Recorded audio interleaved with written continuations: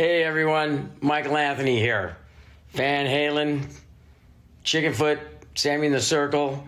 But anyway, you're listening to the only podcast that is dedicated to breaking down the entire Van Halen catalog one track at a time. And the podcast will rock. Ow!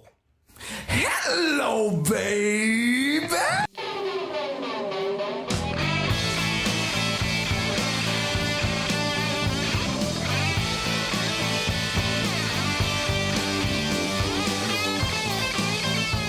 What's up, all you rockers, rockettes, and everything in between? You have joined us for a new edition of And the Podcast Will Rock. Thank you very much for joining us again. And if it's your first time, we are the show that dives into the catalog and discography of one of the greatest rock and roll bands of all time, Van Halen. We do it one track at a time. I am your co-host, Mark Kamier. With me, as always, Corey Morissette. Corey, how you feeling? Tell you what, I'm feeling cold. Minus 40 again here. It's the end of February, which means, of course, fourth winter, which here in Canada we are just entering. Why the fuck do I live here? I honestly have no idea, but I got my whiskey, I got my friends, I got my band. I'm ready to rock and roll. We're entering the territory of the false spring over here because we are up in the 70s all week, and it's weird because we're not supposed to be in the 70s in February, at least not usually, but I'm just waiting for the bottom to literally drop out before we get some of Canada's weather that Corey's talking about. So all in due time. But enough about the weather. Let's get into the show. Corey, you and I are joined by another guest, a longtime listener of the show and a frequenter on Twitter. And we've through patience and diligence, and we appreciate it. Please, everyone, give it up for our friend, our fan, our frequent tweeter, Ryan Powell. What's up, Ryan? Hey guys, thanks for having me. Good stuff, man. Again, thank you for supporting the show for as long as you have, and we're really happy that we got to get you on. I guess to give some backstory, what is your earliest memory or your introduction to Van Halen that you can recall? Well, it would have had to have started. I mean, I was like 12, 13, and heard Right Now, and actually, I don't mind admitting that I discovered it from the Crystal Pepsi commercial. I don't know if anybody knows the Crystal Pepsi. It was like test market in Colorado. And of course they're panned and they didn't want to use it for that. But that's what I heard. I'm like, hey, I really like that. Who is that? And my big brother had the For Unlawful Carnal Knowledge cassette. I wanted it, so he sold it to me, but he wouldn't sell it to me for the $5 we agreed on. He said, I'm going to throw in this 1984 for $3 extra. So I had For Unlawful Carnal Knowledge and 1984 to listen to for a while. Not bad. Ooh, good deal for $8. Yeah, you made out like a man. Pardon the pun. The best of both worlds on that one. That's fantastic. And look at that, the Fuck album bringing people together. Who would have thought? Good stuff. And appropriate awesome, on Fuck It February, too. Yeah, that's true. It is Fuck It February, which reminds me, you guys, if you aren't aware, if you missed it last time, the announcement, we are going live once again. So be on the lookout Saturday, February 25th, because it's Fuck It February, and Corey and I decided, fuck it, we're doing it live yet again. So more on that later, but just giving you a little hint. Corey, what is going on in the world of Van Halen news? Well, I tell you, we're all still reeling from the announcement of the Live Right Here, Right Now vinyl release that's coming out on Record Store Day, April 22nd. Limited edition red vinyl. It's 4 LPs, including 3 tracks that were not originally released. Mine All Mine, Eagles Fly, and this stream is over, actually, from the Fuck album. So I've got Kevin Brown in Saskatoon, Saskatchewan, already waiting in line for me. With $100 in hand, ready to pick it up for me. He's got to camp out. There's only 7,500 copies available worldwide. So make sure you're calling your local indie record store, making sure they got you a copy of Live Right Here, Right Now. I kind of grew up on the Fuck album too, and I wore the hell out of Live Right Here Right Now. I had that on cassette a couple times, had it on CD, dying to get it on vinyl. So I'm very excited about that. Some other stories on the Van Halen news desk. Again, www.vhnd.com. Go get all your Van Halen news there. We have another edition of the Roth show. He's still on some more Van Halen road stories. That's always fun. I see the links on there. Jazz Obrecht releases a complete 1990 audio interview with DLR guitarist Jason Becker. That's going to be a lot of fun. He that was right before the release of A Little Ain't Enough, a very underrated Dave album from the 90s. Steve Vai talks about the forensic approach to co-producing Skyscraper with David Lee Roth. That'd be a really good interview too. And for all you Eddie Van Halen fans, I'm not sure if there are any Eddie Van Halen fans who listen to this show, but there's also a link to listen to Eddie Van Halen's isolated guitar track from 2015's remastered Panama. Holy God, is that great shit. Ooh, I was not aware of that part of the news, but I am very curious, and let's do this show so I can go listen to that. That sounds exciting. Ryan Powell, are you a record collector, and are you ready to pick up your own vinyl set? And I actually have some of the old, like, original vinyls from picked up originally. I kind of have to go online for Live Right Here Right Now because I'm looking forward to that. Oh yeah. Yep, Well, she's gonna go be get your get in line now, as Corey said, because if you don't, those things are going to go like hotcakes, and you don't want to be the only Van Halen fan left out, do you? So get them while they're good.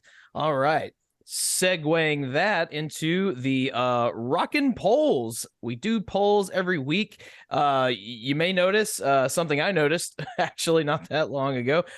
We have some polls that we forgot to post about in our earlier shows. So be on the lookout for that. Go to our Twitter at podcastwillrock.com. Take a look at the polls. Give us your votes. Last week, we voted on the song. Please remind me of the song. That's Why I Love You. That's the song. Right. That's Why I Love You. There you go. I remember things. What were the poll results for That's Why I Love You? I'll tell you what, we got a ton of comments on this one. It'll take us a while to get through them all, but the actual official vote tally goes like this. 43% What Dreams Are Made Of, 56% This Dream Is Over. So the slight majority of people agreeing with Mark Meyer on that one. Look at that. I feel so, I don't know if the word is validated, but now I'm super curious because I really want to know what people are saying about it. Well, I tell you, there's some scathing comments. Let's get right to them. Yelnik McGowa says, I can't stand it, and I'm glad it never got released. Thank God we got a different kind of truth. Better late than never. How do you really feel, my dude? Juan Pablo says, hey guys, you have to listen to the same song sang by Mitch Malloy and Van Halen on YouTube. That version is called It's the Right Time. It's still a demo, but it sounds a lot better. Love the song. Long live Eddie Van Halen. I got to check that out. Thank you very much for that. Yeah, that's Pablo. An interesting piece of information. Cool. Yep. Our old buddy Scott Monroe chimes in and says, I find myself voting This Dream Is Over with Mark for the first time, but barely. Agree with much of what Kelsey Van Halen said. The song rips musically, and the main issue is Gary's vocal delivery / lyrics. But I have to react to what we listened to, and we heard them not in sync. I can't help but wonder what could have been if this song had been developed properly after they toured in 98, became more comfortable with each other, and polished for the follow-up album. It might have become What Dreams Are Made Of, but as is, it's a subpar demo screaming to be elevated. Wow. You'll hear no argument from me. All right. False Premise says, I don't mind the instrumentation so much, but Gary's vocal delivery is subpar. Yep, I think that was pretty much yep. Yeah, we all agreed with that one. Robert Cato says, Twilly, as we call it in the community when it was first leaked.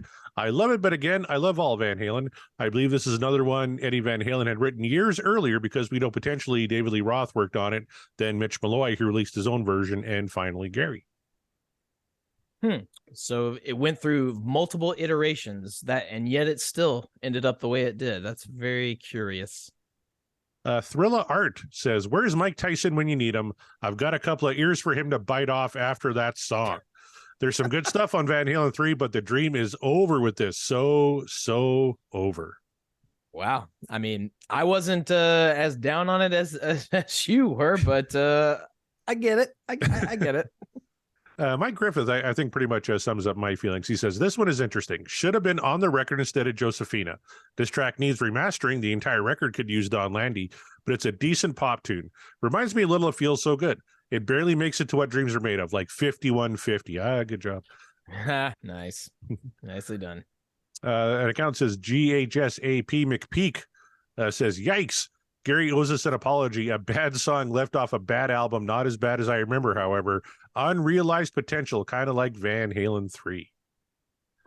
Unrealized potential. That's probably the subheading of that album, I would say. Well, I don't know. We got a Van Halen 3 fan on the call here, Ryan. Is that a little unfair? Oh, I can see where people are coming from with it. I mean, there are definitely opportunities to improve it, but I still enjoy pretty much every track on it. All right. Next comment comes from You're All Doomed, a Friday the 13th podcast.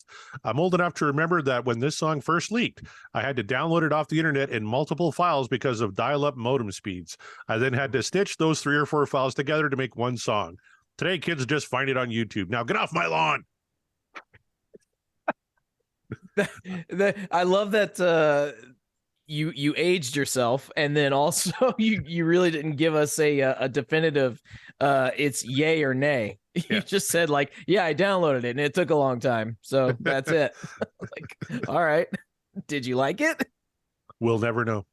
We'll have to get him back on the show and they can tell us. But yeah. Our new friends from the Dissect That Film podcast say this is the only album I've never listened to all the way through.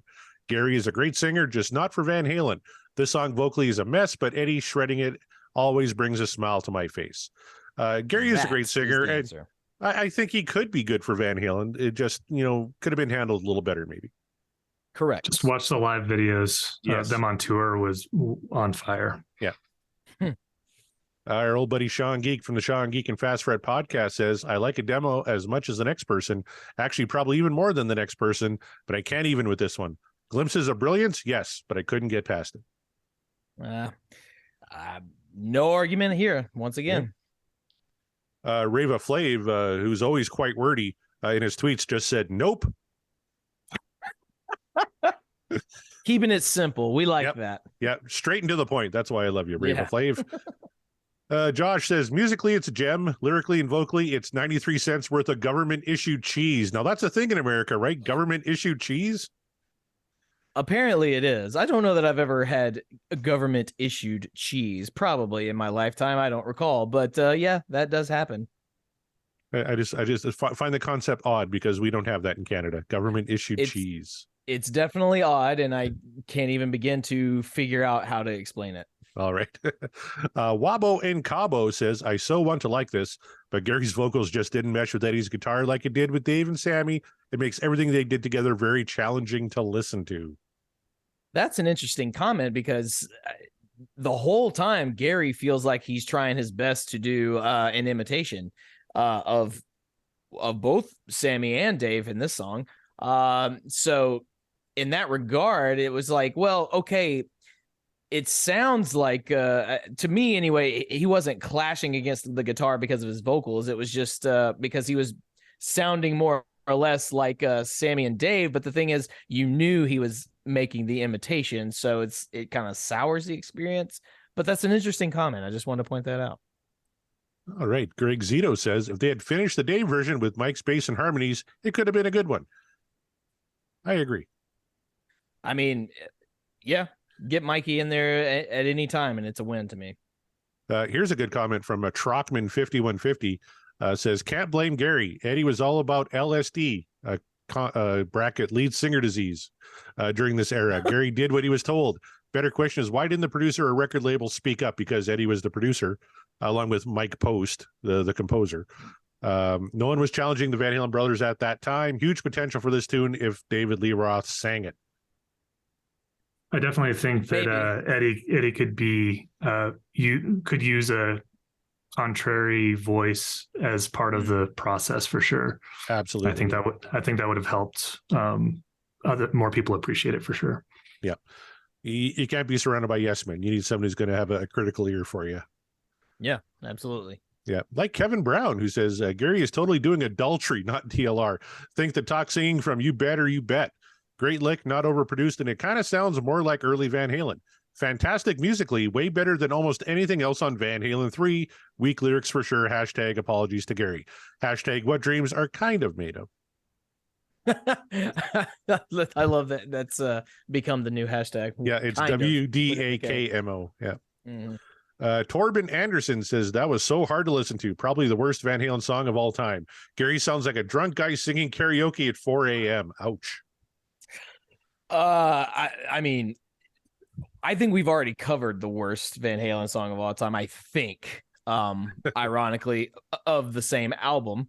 And that's just my opinion anyway. But yeah, no, I wouldn't call this one the worst of all time. But you know, that's fine. You should go back and listen to. I don't even want to invoke its name. Never mind. It's just fine. It's fine. No, that's a song Ryan likes, and Ryan is currently on his Twitter. That's true. Yeah, he's pitting song against song. I'm curious. I wouldn't even use the word worst. I don't know if you can use the word worst when it comes to Van Halen. What's maybe your least favorite Van Halen song so far? So it's really hard to tell, which is why I'm really interested in the results of like the head-to-head matchups, because and I don't really know yet because some songs have come up more than others.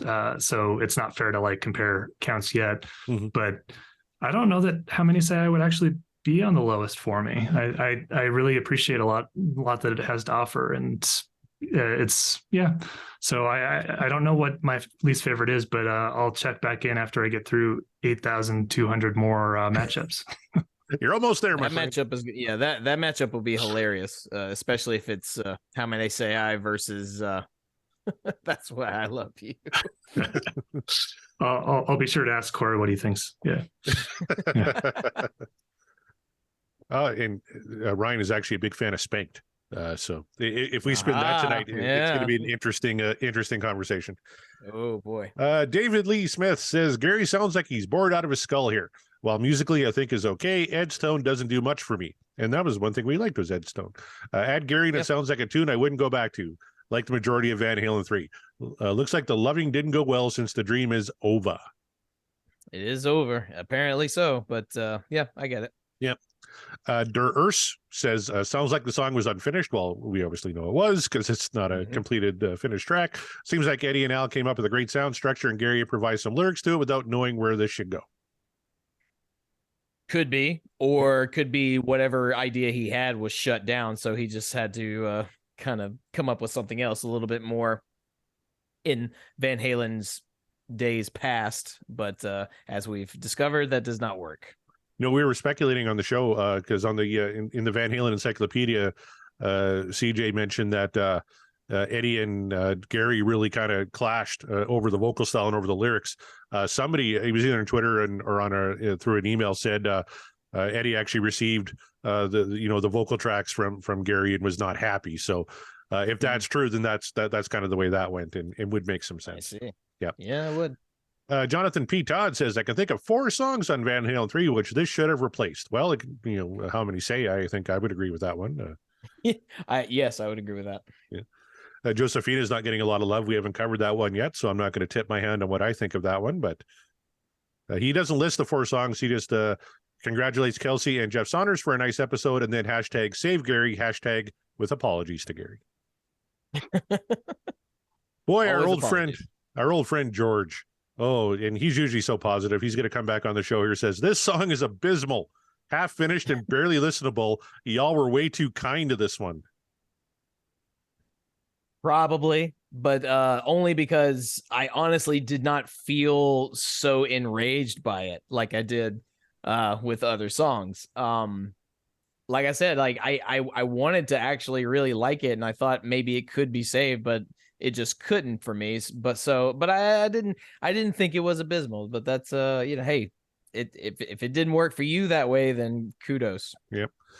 Robert Cato says, I believe Mitch Malloy also stated he did not think it sounded good, but when Mitch backed out, Gary was in, or so the story goes. Those 96 MTV Music Awards, man, DLR and his antics. Oh, yes. Everyone remembers the 96 MTV Music Awards. I remember watching those on TV thinking, oh, my God, Van Halen's getting back together. And oh, my God, Dave's still a jackass. And then wasn't long after, oh, my God, David's out.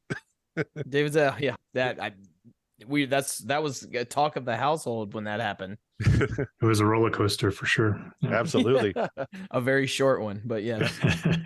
Here's something you don't read every day in the Twitter comments from Jeff Brewer. I agree with Mark on this one. Oh my God, hell is frozen over. Wow. It takes a lot for me to vote down a Van Halen song, but the lyrics and melody on this one are just not good enough. Sometimes Ed's playing can save even the lamest of lyrical transgressions from either DLR or Sammy, but not this time for Gary. Ed was working with a singer named Mitch Malloy right after Sammy left and thought he was going to be Van Halen's next singer. He put lyrics and melody to these same musical ideas. It's called It's the Right Time. It's demo quality, but the vocal medleys are better than this. And regrettably, because of work, I haven't had a chance to check that out yet, but I'm very much going to. So thank you, everybody who suggested listening to the Mitch Malloy version. Absolutely. Robert Cato's back, says, if it was produced properly, I think it would have been a hit. Should have been included on the album. One note about the singing is the story that Eddie Van Halen has told in interviews. I believe he sent Gary the tape and Gary recorded his vocals on his own. Eddie Van Halen stated it was not good. So that's where I got that from. It was from Robert. Thank you very much for that, sir. Matt Lacasse says, if I had to rank the bottom up of the entire catalog, it would go How Many Say I, Learning to See, That's Why I Love You. It's the worst vocal I've ever heard. So bad it sinks a potentially cool Van Halen song. Cutting room floor for a reason. I do agree with his bottom two there, though. That'd probably be my bottom two as well. Interesting. Okay. Gene Hickey says this album should have all been unreleased tracks. It's hard to thumbs down this knowing it's unfinished. There's enough here musically. If it made the record, I'd like to think they'd put more effort into lyrics, vocals, mixing. But judging by the rest of Van Halen 3 songs, it wouldn't be much anyway. Ooh, Gene's not usually that negative either. No, he's not. But yeah, I'm with you there. So far on this journey, I've listened to so much of Van Halen 3, and it has not been a fun time. So yeah, I think I'm with you. Without You, still a banger. I'll always love that song. I mean, that one's a good one. Yeah, that's the good one. All right, here's our first Chazmataz tweet. I can't vote till I finish listening. I'll admit I'm nervous. We'll see how he feels later on in the Twitter thread. Some dude named Ryan Powell says, glad this got some love on the episode. Really dig the music, but also need to defend Gary here. Not his best performance, but he really comes into his own towards the end. Lyrics are solid too. I enjoyed the One Flew Over the Cuckoo reference, i.e. I'd be crazy without you. Explain yourself.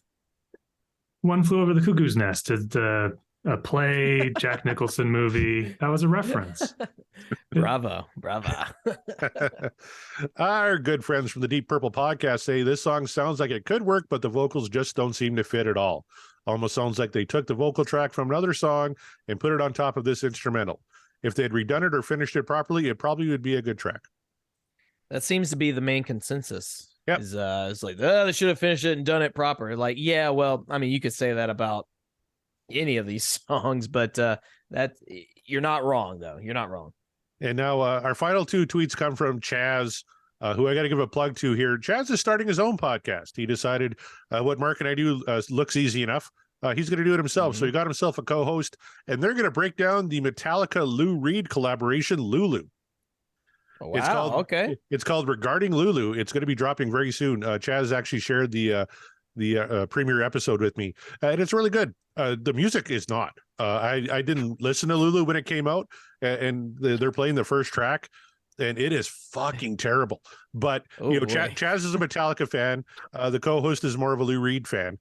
And neither really seem to like Regarding Lulu, but they actually read the Lulu plays as research going into it. So they're going to, take it more like look at it through a different lens, hopefully. But I tell you, it's going to be a rough listen for those boys, I'm afraid. Back to Chaz, he says, I upvoted. This would have been one of the best on the album. Wholeheartedly disagree with Mark, pun intended. Agree with Kelsey. Could have been a hit with some more polish. Was a mistake to cut, babe. Without you being the best. He goes on to say, without you being the best track on the album, thank you, I agree. Love the amp buzz, we all do. This would have been number 2 for sure and probably a hit. I think Gary could have found a sweet spot with some more time. Damn shame. You can find Chaz at Orig Chaz Charles if you want to direct your anger and hate tweets at him and tell him what in the hell is wrong with you. But I agree with Chaz. Well said, Chaz. Well said. But also listen to his podcast while you're at it. I tell you, it's really interesting. I'm just going to mute it when the song kicks in and cut it back for the commentary, because from what I heard of that first track from Lulu, oh my God, it makes How Many Say I seem like fucking Beethoven. Well, okay. Oh, it does. Oh, it does. Now you're just trying to see you're backing me into the corner and be like, go ahead, Mark, I dare you to listen to it. Like, all right, fine, because I admit I have no recollection of listening to this the Lou Reed collaboration with Metallica. I love Metallica. I enjoy a lot of Lou Reed. I wouldn't say I'm a super fan. The two combining on paper doesn't sound like it would work. Based on what you're telling me, Corey, no, it doesn't. So well, just on the one track I heard. I've only heard the one track, but oh my god, that's fair. Legitimately maybe the worst thing I ever heard. And I love Metallica. But you know, a lot of people, side Metallica, tangent here. A lot of people were really down on S&M as well. And I don't know, but they're out there. Trust me, they're out. Basically, if it's anything after And Justice for All, people shit on it. You have those types of Metallica fans. But I personally think S&M's one of their best albums. So, absolutely. And SM 2 is great as well. Yeah. So hey, the Lulu might actually work for me. We'll see. Oh, I hope so. Yeah. Let's talk about it next week. This week we got some business to do, my friend. What do you say we get this fucking wheel primed up and spin it? It's time to spin the wheel, but before we do everyone's favorite thing. Take out your glasses, please. We are manifesting. So now that Corey and I are joined with a guest this time, Ryan, we throw it right to you, man. Based on earlier conversations and earlier comments, I have an idea of maybe what particular era you might want to hear tonight, but why don't you go ahead and say if you have a particular track in mind? What do you want the wheel to spin for us tonight? So I like what people have been doing where they pick from each era. And I would have some really fun picks from each era to call out, but I'm going to put all my energy behind Right Now. I would love to talk about that one. That's the one. You've been waiting for it. You've been poo-pooing every time I call for it because you haven't been on the show, but here you are. So I'm here now. Corey, so let's go. Yeah. You're here, right now. So it's time. You know what? I'm just going to go ahead. Like, I am going to double that manifestation. I would love to talk about Right Now. Obviously, I keep trying to bring it out. So I'm with you, Ryan. 2 votes for Right Now. Corey, how about you? Are you going to be the contrarian like your other podcaster, John Mariano? Absolutely, I am, because I don't think Right Now is coming tonight. I just don't get that feeling. And as the primary manifester, being a 3-time member of the Manifest Club, it's just not going to happen, guys. I think that one's going to come on a live show. I'm hoping for something from Van Halen 3 because we got Ryan on the show. Give me Josephina. Let's talk about that tonight. What do you say? You want to do? I'll talk about that. Yeah, 2 Van Halen 3 songs in a row.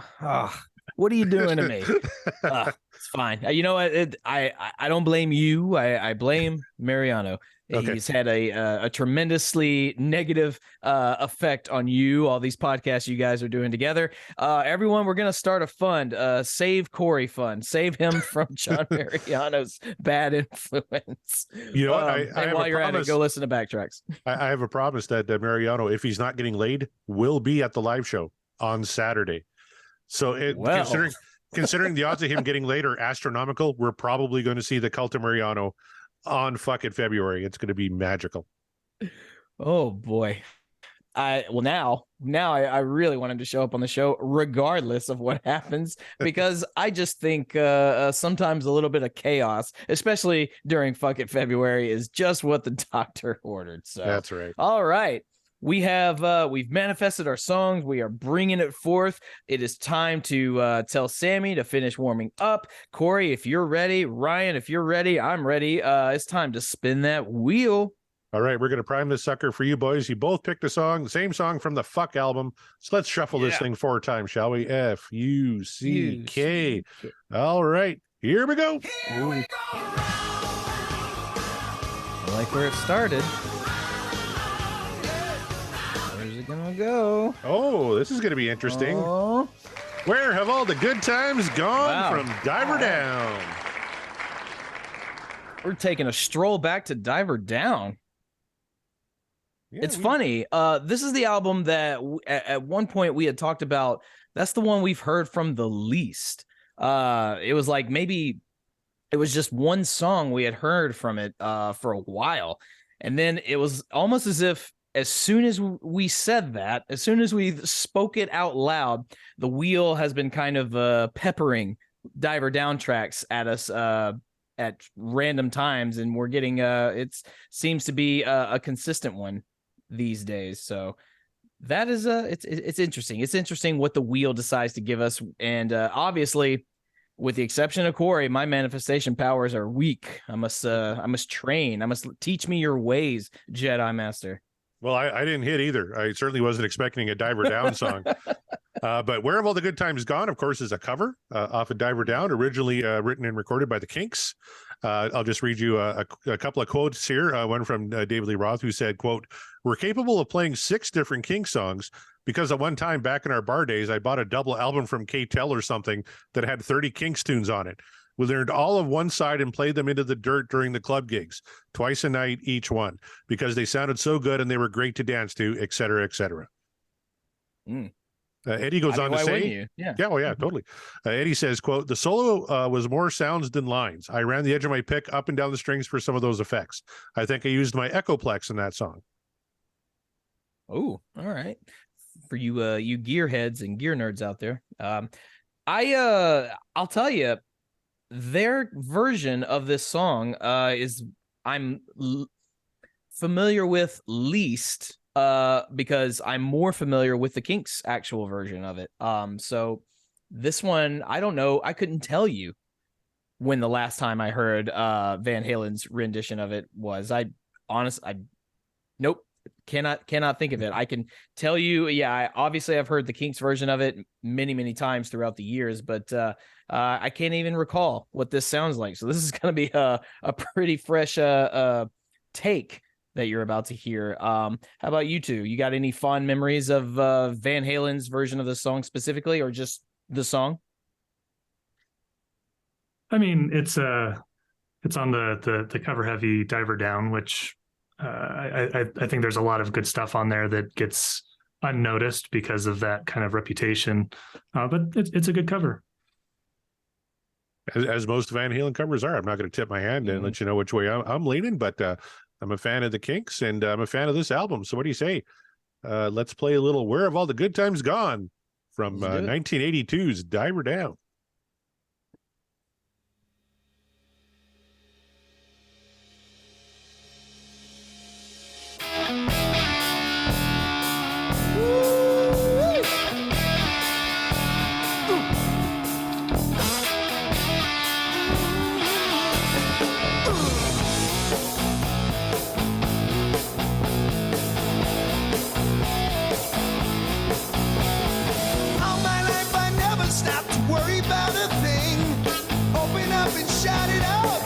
Try to sing, wondering if I've done it wrong. Will this depression last for long? All right, Mark, compare it to the Kinks version. What do you think so far? It's very faithful, but it's also very Van Halen. And I mean that, in all the best kind of ways. Not a lot that's surprising.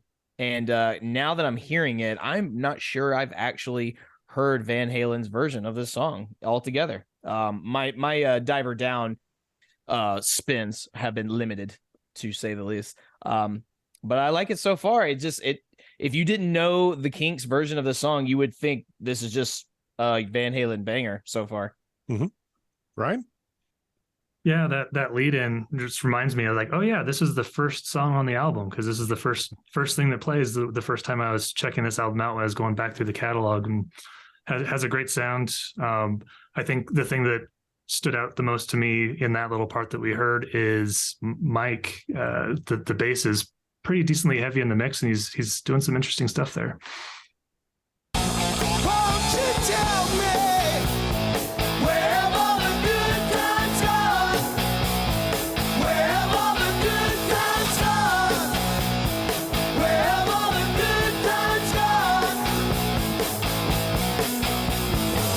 We had an easy ride and always felt the same. Time was on our side and we had everything to gain. Let it be like, yeah.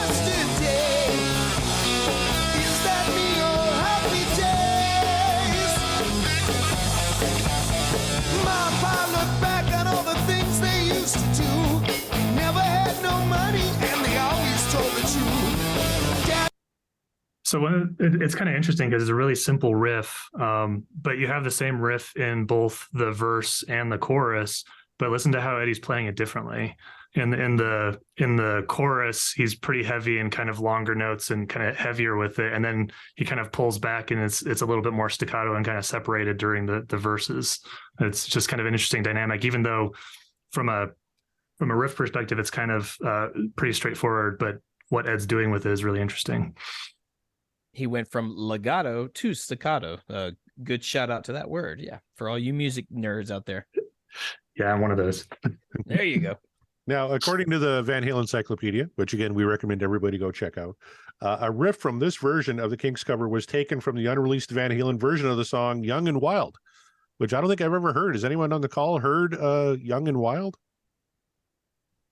It does not spring to mind. That does not mean I haven't at some point, but I couldn't tell you if you put a gun to my head. I tell you, we got a lot of. I put out a poll this week saying, should we add more unreleased tracks to the wheel before we finish with the Van Halen catalog? And the majority is saying absolutely. So we have to try and find a version of Young and Wild, and we can point out the similarity. Perhaps so. Daddy didn't need no little toys. Mommy didn't need no little boys. Won't you tell me where have all the good times gone? Where have all the good times gone? Where have all the good times gone?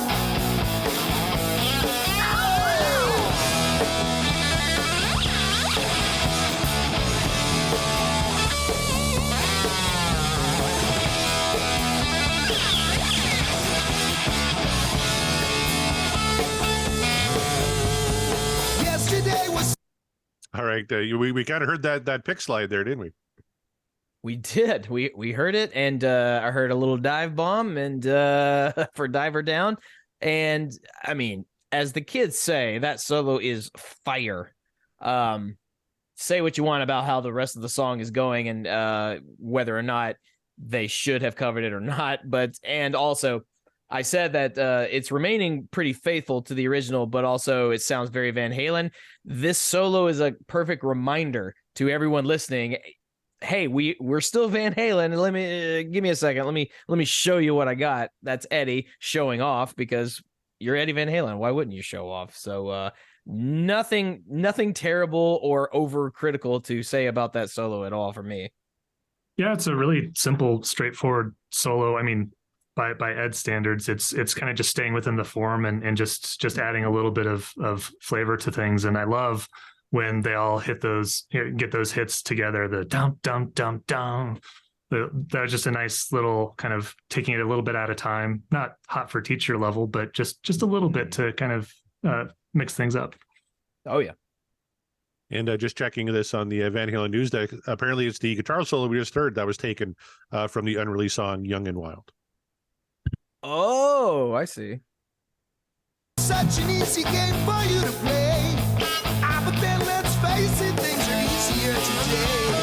Yes, you need some bringing down. Get your feet back on the ground.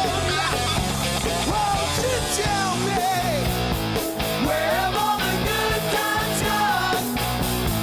Where have all the good times gone? Where have all the good times gone? Where have all the good times gone? Where have all the good times gone? Where have all the good times gone?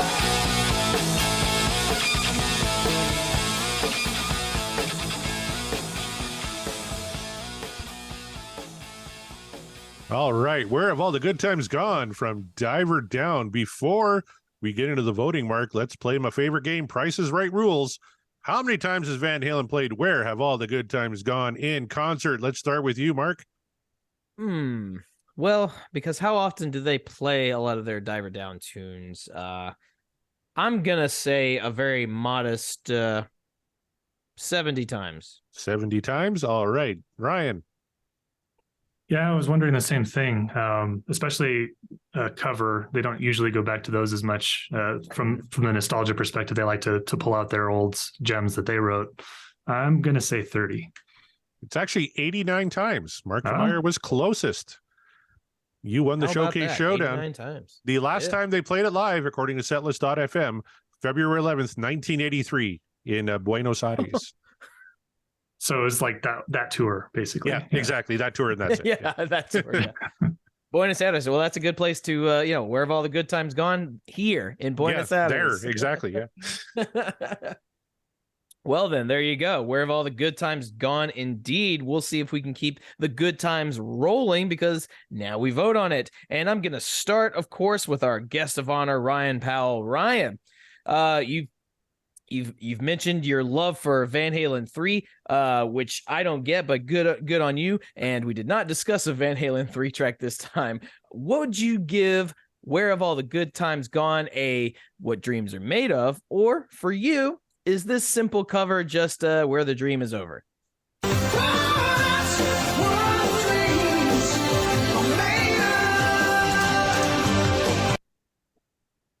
I mean, it's no surprise that I prefer the things that Van Halen wrote as a rule. I really love the songwriting and everything else, but they do put their own spin on their covers, and this is a really solid one. I was just thinking as they kind of faded out with the chorus, it's kind of interesting that their harmonies aren't 3-part in this, that it seems like Ed and Dave are doubling on that melody, and it's just Mikey that's kind of soaring high above that. Usually it's a little bit thicker with that. So I thought that was an interesting twist, but yeah, definitely this is something that I enjoy listening to, and I would come back to it. Probably not as much as other tracks on in their catalog, but definitely What Dreams Are Made Of. Well, all right. Good stuff. And there's a vote for yes so far. I throw it to my podcasting partner, Corey. Where have all the good times gone? Are they gone indeed, and the dream is over, or are they not quite gone? And so that's what dreams are made of.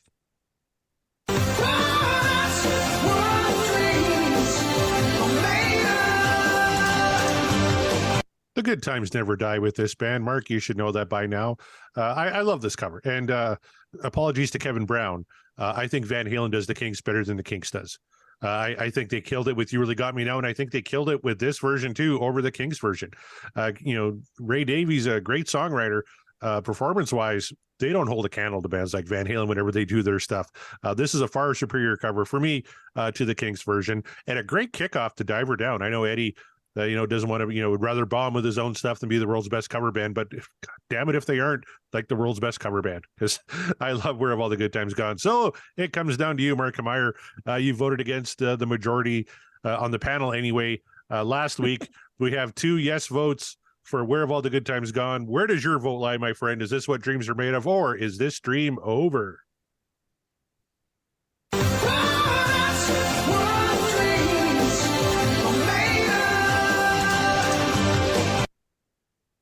I enjoy the Kinks. I really like the Kinks. But I echo everything Corey just said, especially the part where they do the Kinks better than the Kinks do, because it's Van Halen. I also echo literally everything that Ryan said.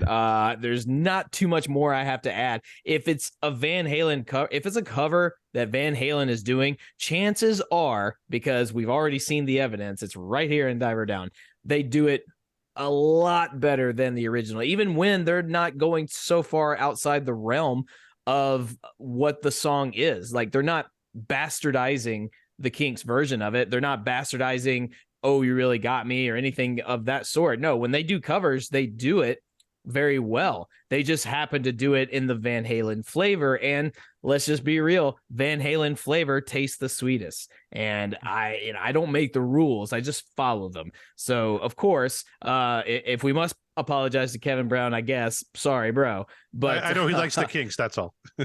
Oh, okay. Well, as do I, but you can't give me you can't give me a Kinks song and play 2 different bands, and one of them happens to be Van Halen and the other is the band that wrote it. Like, it's Van Halen every time. I'm sorry. It's Van Halen every time. This song just cooks. It rocks. I really enjoy the kind of off tempo stuff they do. Alec, the whole band, kind of give it a little fresh approach. Love the solo, obviously. What more can you say? This song cooks. It's a rightful introduction to the rest of the album of what you're in for in terms of the covers, especially. So yeah, that is what dreams are made of. Where have all the good times gone? We're still having them. That's where. Yay.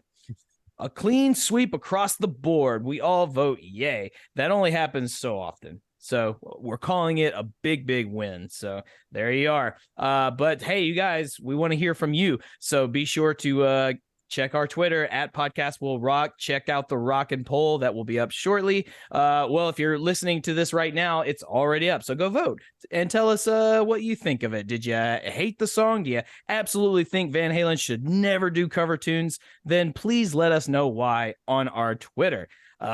Yeah. Anything else to add here at the end, gentlemen? Corey? Nope. Just follow Ryan Powell on Twitter and tell us a little bit about what you're doing there when it comes to Van Halen, my friend. Yeah, so the fact that I kept upvoting pretty much every song that you guys have spun this time, it's just like, well, that's not very interesting to me in terms of like comparing. It's like, if I'm going to upvote everything, I want to know how they compare to each other. So I wanted to do a tournament. If I did some regular tournament bracket, though, two good songs go against each other and one of them drops off, so we can't have that. So I wanted to do a round robin where every song goes against every other song, and I committed to it before I did the math, and like, okay, cool, like 700 some songs, whatever, I can do that. You guys retweeted it, kind of blew up a little bit, and then it's like, no, it's like 8,300 and some matchups. So this is going to be a long project of love for me, but it's been really fun actually pitting songs against each other, because I love them all, but like when push comes to shove, no pun intended, which one wins. So yeah, love for people to follow along that journey. Airhead3 on Twitter, and we'll see where it goes. That is going to be some fun stuff. I need to go ahead and jump up on that, and because I love me a good tournament, especially when it involves teams that I love, and who doesn't love the Van Halen team? That's going to be some good stuff. Everyone go follow him, take part in the brackets. Corey, where can people find the show outside of Twitter, and what we got going on? Well, speaking of teams, they could find us as part of the Deep Dive Podcasting Network. Let's just quickly run down the slate of shows for you on the Deep Dive Podcasting Network. We have myself, John Mariano, and Scott Haskin on Backtracks Aerosmith Revisited. John and I also do a show called Backtracks Theme Music, where we're talking music in movies. Scott Haskin, of course, is doing the Uriah Heep, the Magicians podcast. Nate and John at the Deep Purple podcast. The Simple Man at Skinnerd Reconsidered. Terry T-Bone Mathley at T-Bone's Prime Cuts on the other side. Rye at Sabbath Bloody podcast. Paul, Joe, and David at the In the Lap of the Pods. Andy and Matt at Hawk Binge, Eric and Jonathan at Maiden A to Z, Daniel and Josh at Diary of the Madman, the Ultimate Aussie podcast, Ben and Sam at Universally Speaking, the Red Hot Chili Peppers podcast, George and Hattie at the Judas Priest cast, Clay and Raya at North by South podcast. That's a American music versus Canadian music podcast. That's pretty interesting. Greg and Jonathan again at So Far, So Pod, So What. Kevin Brown at the Tom Petty Project, and Kevin and his buddy Randy are doing Seaside Pod Review, yet another Queen podcast. Quinn at And Volume for All, and Sav, Nick, Steve, and Mark at Rock Roulette Podcast. If you're looking for Mark and I and our shenanigans, you can go to our website, www.podcastwillrock.com. Get yourself some merch, vote in our polls, and check out our live show Saturday, February 25th, 9 p.m. Eastern. We're saying fuck it. We're going to post a link on Twitter of the Zoom room. Anybody who wants to come on until you piss me off and I kick you out. Maybe we'll spin our regular wheel. Maybe we'll spin a solo wheel, which I compiled today that has well over 250 songs on it.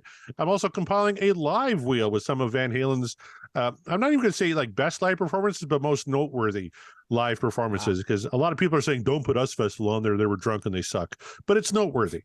It's a very famous performance, so it's probably going on there too. And there's still some good stuff on that show, if I remember correctly. So we might say fuck it and do a Barry Manilow song. I don't know. We're going to see just how drunk we get and how much fun we have. So you don't want to miss that coming up this Saturday, February 25th. Right on. And you can find me at Mark the Bat on Twitter and Instagram. For a selfish plug, you're listening to this on Friday. So if you are in the Nashville area, Friday night at the Vinyl Lounge. Come on down and see the band that I play in, Rose of Sharon, a tribute to Killswitch Engage. We've got a whole night full of tributes. We had so much fun the first time. We're going to do it again, and we're going to keep on doing it. So the next show is tonight, February 24th at the Vinyl Lounge. We are playing with Symptom of the Universe, a Black Sabbath tribute, and Vulgar Display of Nashville, Pantera tribute. It's going to be quite a fun night of full of metal, heaviness, and nostalgia. And what more could you possibly want if you're going to visit Music City? So come on out. It's going to be a fun time. There it is. Ryan Powell, once again, thank you so much for being on the show. Thank you for your patience. My dude, we've been doing the show for a little while. You've been with us every step of the way, and you're just now getting on the show. We apologize, but we appreciate everything you do. We appreciate you being very active on Twitter, being responsive, and just being an overall cool guy. So thank you, Ryan. Yeah, thanks for having me. It's been a lot of fun. The fun doesn't stop there because, as Corey said, we're going live this Saturday, February 25th. So be on the lookout on our social media for the link. So if you've been patiently waiting like Ryan and you still haven't gotten your chance to get on the show, then you better act now. Strike while the iron is hot. But be forewarned, we will be indulging in spirits, and sometimes the spirit can get away from us if we have too much. So you've been warned. And I think Corey's message about kicking you off if you piss him off is mostly directed to John Mariano. So you've been warned, John. You know to behave or misbehave. I don't know. I worship chaos sometimes, but not here on this show. We worship Van Halen. That's what it's all about. Just a couple of guys, not experts, just fans talking about a band that we love, that we all love, and that's why you're here, right? That's why we do it. We are, and the podcast will rock, and we will rock you later.